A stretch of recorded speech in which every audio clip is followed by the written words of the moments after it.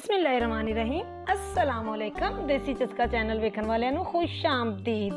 अज मैं तुहाडे वास्ते लैके आई हाँ बनाना फ्लेवर कस्टर्ड, जिहड़ा कि बड़ा मज़ेदार और बड़ा ज़बरदस्त बनता है।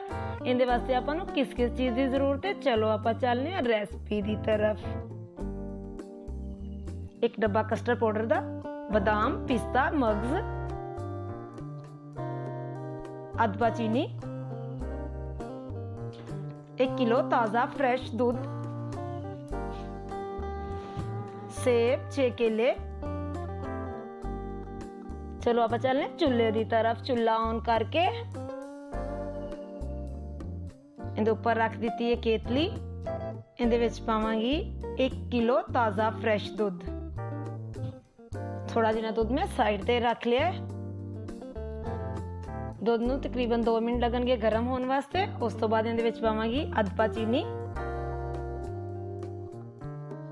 अगर तुहानू मेरी वीडियो अच्छी लगे तो मेरी वीडियो नूं लाइक करना, चैनल नूं सबसक्राइब करना, बैल दे निशान नूं दबा के आल ते जरूर सैट करना। अच्छे तरीके दे नाल चीनी नूं और दूध नूं हिला दिता है। माशाअल्लाह अपना दूध उबाले ते आ चुकिया है, जबरदस्त। उस तो बाद जिहड़ा मैं थोड़ा जिन्ना दूध रखिया सी साइड ते, उहदे विच कस्टर्ड पाउडर दे 4 चम्मच मैं मिलावांगी। देख सकते हो 1 किलो नूं 4 चम्मच पाउडर ही इस्तेमाल हुंदा है। इहदे विच अगर थोड़ा ज़्यादा भी डाल लेंगे तो अच्छा टेस्ट नहीं आता, अगर कम डाल लिए तो बिल्कुल पतला हो जाता है। इसलिए इहदे च 1 किलो च 4 चम्मच ही पाने चाहिए ने।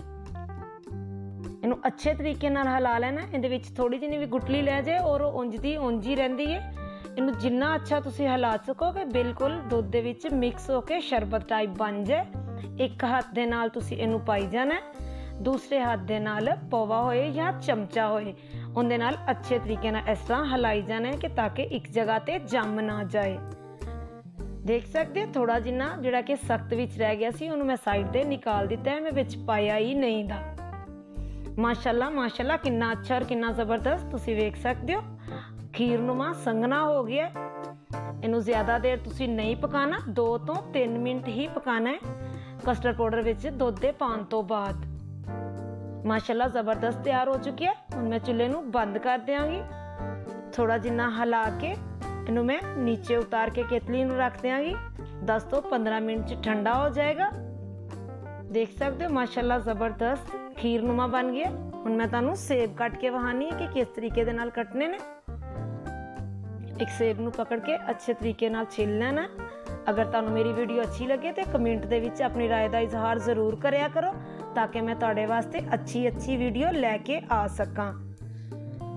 देख सकते हो किन्ने अच्छे और किन्ने जबरदस्त। इस तरह एक एक सेब का डकरा पकड़ के दोनों सेबां नूं आपां छील लवांगे।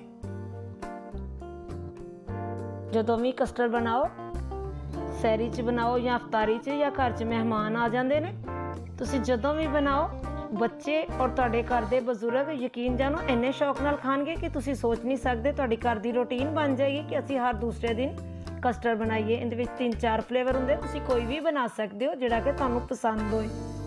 मैनूं बनाना कस्टर्ड बहुत अच्छा लगदा है, इसलिए मैं बनाना फ्लेवर ही बनाया है। देख सकते हो किन्ने जबरदस्त एक जैसे ही सारे डकरे में कट्टे ने। इस तरीके नाल ही पकड़ के एक एक बरीक और गोल गोल केलियां नूं कट लवांगी। किन्ने जबरदस्त लग रहे ने। और जदों ये आपां कस्टर्ड दे विच डालने, जदों मूँह च आंदे ने ते इनदा टेस्ट बहुत ही अच्छा लगता है। फ्रूट नूं जदों भी तुसीं कस्टर्ड च डालोगे बड़ा अच्छा लगेगा और बड़ा मज़ेदार लगेगा। जबरदस्त ठंडा हो चुकी है। इनू मैं हुण ट्रे दे विच कढ लवांगी। 1 किलो दियां 2 ट्रेवां बड़ियां जबरदस्त बन जांदियां ने। उस तो बाद इहदे उपर लगावांगी फ्रूट। देख सकते हो कितना अच्छा और कितना खूबसूरत कलर आया। तुसीं रमज़ान दे विच रोज़ाना ही बना के खा सकते हो। तुसीं यकीन जानो तुहाडे बच्चे बड़े शौक दे नाल खाणगे और ये बड़ी अच्छी चीज़ है, सेहत वास्ते भी बड़ी अच्छी हुंदी है।